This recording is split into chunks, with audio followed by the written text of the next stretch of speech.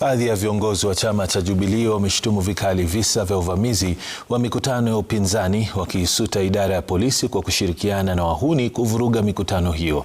Wakizungumza kwenye uzinduzi wa ofisi ya chama cha Jubilee mjini Nyamira, viongozi hao wakiongozwa na katibu mkuu wa chama hicho Moitalel Ole Kenta wamesema mikutano yao ni ya amani na kuiomba idara ya polisi kutumikia wanasiasa wote.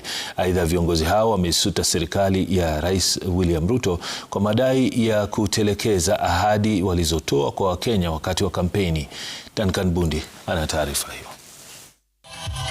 Ni katika hafla ya uzinduzi wa ofisi ya chama cha Jubilee mjini Nyamira, ambapo viongozi wa chama hicho walijitokeza kushtumu visa vya mikutano ya upinzani kuvurugwa.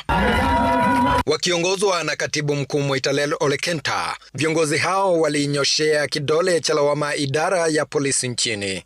Ni serikali gani tunaona polisi wakishikana na goons kwenda kuumiza watoto wetu kama vile walifanya Nairobi?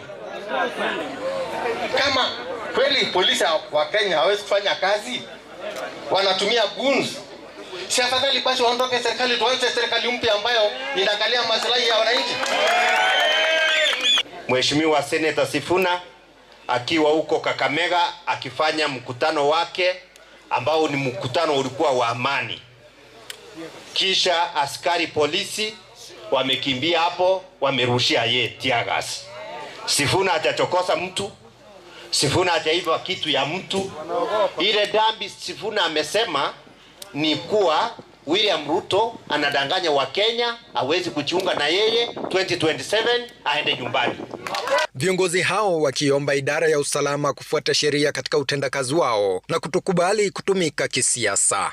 Kwa hivyo askari, tunawaomba nyinyi mkikuja kesho, kuja na gari yenu Land Cruiser, tangulia mbele, onyesha sisi njia na linda usalama yetu. Msije mkatubutu kuleta mambo ya tear gas. This country does not belong to you alone. This is our country, and it is for the future of our children that we have a country that is ruled through law. It is not a failed republic. It's not a banana republic. Viongozi hao walitumia fursa hiyo kumpigia debe mgombea wa kiti cha urais wa chama hicho Daktari Fred Matiang'i, wakimtaja kuwa suluhu pale ambapo serikali ya Rais Ruto ilipofeli. Wakenya wameamua ni Matiang'i. Watoto wetu hapa. Matiang'i ana manifesto ya kuangalia maisha yenu. Hatuwezi kuwa watoto wetu wanakosa basari university, na akishamaliza kwa njia ambayo hata mama baba ameuza shamba, unakuja unamkataza kazi, unapea kabila yako hata yule hajasoma. Matiang'i atamaliza hiyo, watoto wote wa Kenya wapate nafasi yao.